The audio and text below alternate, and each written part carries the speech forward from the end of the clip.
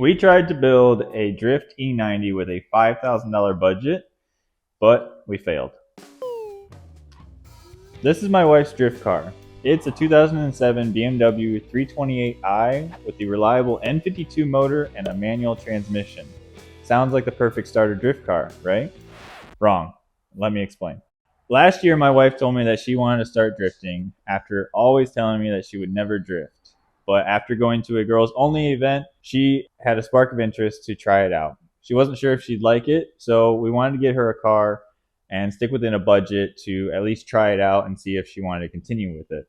We decided to start with a $5,000 budget to get started. She knew that she wanted a BMW, and she actually would rather have an E36 or E46, but in order to buy a non-clapped out manual clean E36 or 46, we knew that we wouldn't be able to do that within our budget, and we would probably need to double that. So we started looking at E90s. They look good, and if you get the right ones, they come with a actually pretty reliable motor for drifting, and they're really affordable right now. We found this clean factory manual, basically untouched E90. It had one owner for the first 15 years of its life. It's clean and a nice spec. Monaco blue exterior with a black interior and a sport package made this the one. So with just over 220,000 miles on it, the N52 needed some maintenance to be expected. It had the usual oil leaks in the oil filter housing, the valve cover, and it was due for spark plugs. Then we threw some coilovers on it, a mini angle kit, welded the diff, and since we're under budget, might as well throw a new exhaust on it. After we got all that done, we started driving it for a few days, and it became apparent that it needed a clutch replacement. So we got rid of the dual mass flywheel, went to a single mass to be able to handle the abusive drifting better, and then also threw in a stage 2 clutch. Now, only $800 above our $5,000 budget, she's ready to rip. After a lot of hours of sim driving, my wife had a decent idea of how to drift. But at her first drift event, the car wasn't responding how she expected it to, and she was getting discouraged. I didn't know it at the time, but the car was really fighting her. So at the second drift event, I jumped into the driver's seat and quickly realized how hard it is to drive this car and how much it's fighting you. You have to kick the clutch.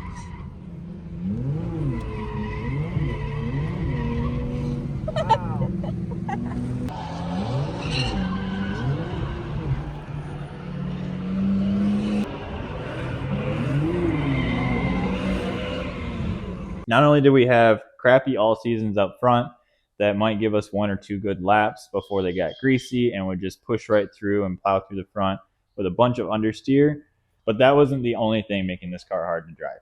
At this drift event, we were having a lot of issues in the rear of the car with it towing out under compression, which would make the car over rotate and make it super hard to drive on long banks.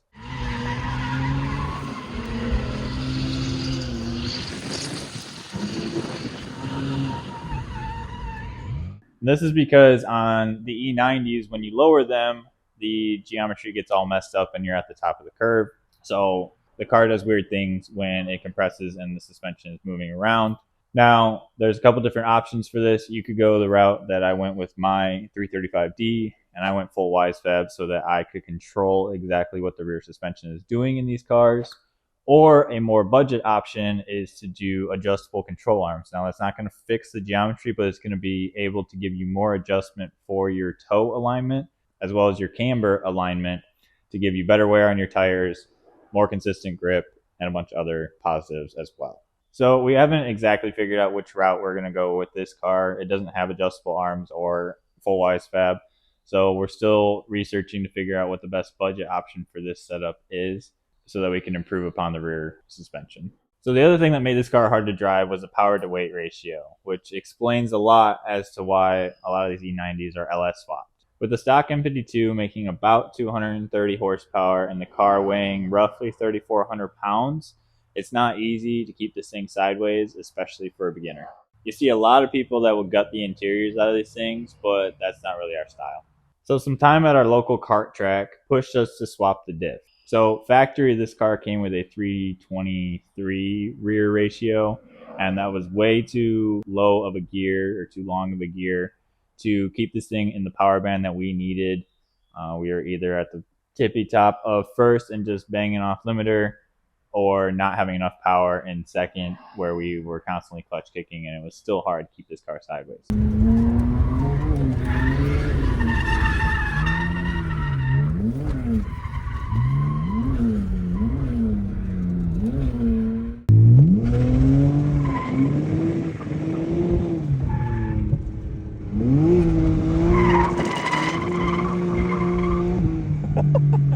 So we went from a 323 to a 373 rear ratio out of an automatic 328i, and we welded that and got that into this car. Now we went with a 373 because that can be kind of like an overall good ratio for either a larger track or a smaller track, and for our kart track, by us, it works out really well. So we're right in the power band that we want for second gear. There's also popular options like a 3.9 rear diff for this car, and that would just put you in the power band as well. I personally would do that for like smaller tracks if that's all you're doing with it. It'd probably be a lot more fun with that, but I can see how that could be a limiting factor on larger tracks where maybe you want to go like a 373 or even a 3.6 rear diff, which are a little bit harder to find, but could get you into that power band depending on a lot of variables, tire pressure, tire size. I mean, there's a lot of things that go into that, but 373 seems to be the popular option, and it's worked really well for us. So now that she's had a little bit more seat time, we decided to get her into some bucket seats. Although this came with the sport package and had this nice sport seats that have adjustable bolsters, it still wasn't enough to hold her or anybody into the seat without getting bruises on their leg, or you're trying to brace yourself instead of drive the car. So bucket seats were definitely needed. And so I installed those, made some custom electric sliders based off a couple other seats that we got out of the junkyard, and I was able to cut those up and make it so the bucket seat has adjustable sliders. And those have worked out really well so far. So at the most recent drift event, the rear diff made a world of a difference. And although we haven't fixed the rear suspension on the car, she was getting the hang of it, and the car wasn't fighting her as much.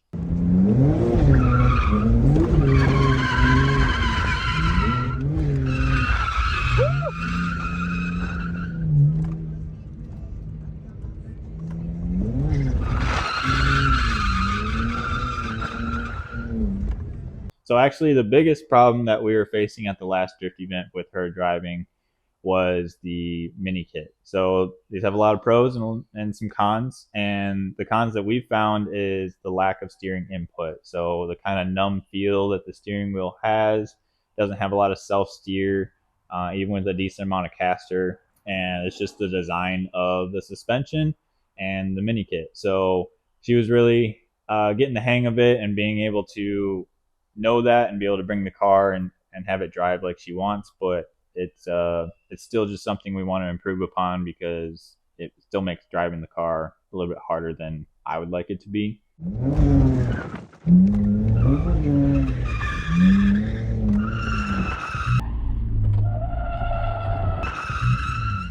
The wheel didn't spin. Didn't self-steer. Yeah.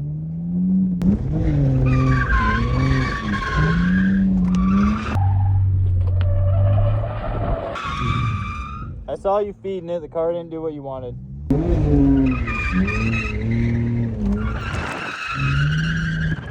I Nice. had to feed it that time.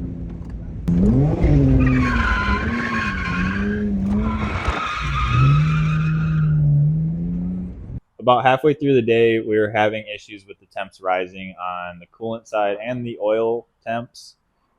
With this being a bone stock cooling system, these are electric water pumps, and it has a thermostat as well, as most cars do. And it's never been touched. So it wasn't able to keep up with that. Although we have a aluminum radiator in here that we threw in once the stock radiator cracked and we put in an aluminum one, it still wasn't able to keep the car cool enough, and especially the oil temp. So we need to replace the water pump and thermostat and be able to improve upon that. As well, it needs an oil cooler. The oil temps were rising quite fast, and then they don't come down super easy because there's no cooler on these. So we need to do that modification and get provisions to be able to run an oil cooler and then add that up front so that we can keep those oil temps within spec and keep this motor happy. Now that we're way over our $5,000 budget, let's talk about what we wish we did differently when building a budget drift E90.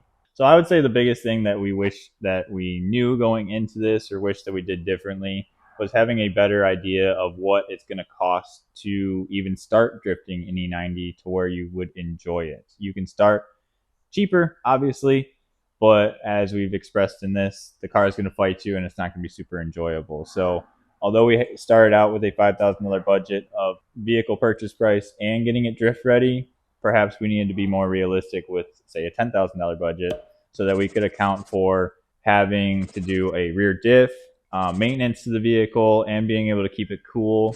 We still need to do the cooling mods, the oil cooler on this car. Also, not expecting 10-year-old all seasons to do the job. You don't need exactly like super sticky tires, but you need decent front tires and a proper alignment to be able to get the most out of those, and you're not going to plow through that front end, as well as making it enjoyable to even be a driver in this car, so you're not flailing around and everything with the stock seats, being able to budget for the bucket seats and make it so you can focus on driving instead of trying to brace yourself going around every corner. So another thing that we haven't still done on this car, but we need to, is the rear suspension. We've been talking about the difficulties of the E90 rear suspension, and adjustable arms would be better than nothing on these, and we still have to do that. And that should really help with tire wear, not only how the car handles, but also burning through tires with negative camber. You're only using part of your tire or not using as much of that tire as you could be if you had zero camber while you're drifting. So you would end up spending less in tires because you're not going to burn through them as fast. So please let us know in the comments what you would do to this car to make it a better drift car, or if you've built an E90 yourself and started drifting that, what you did for your car, and if you enjoyed drifting that.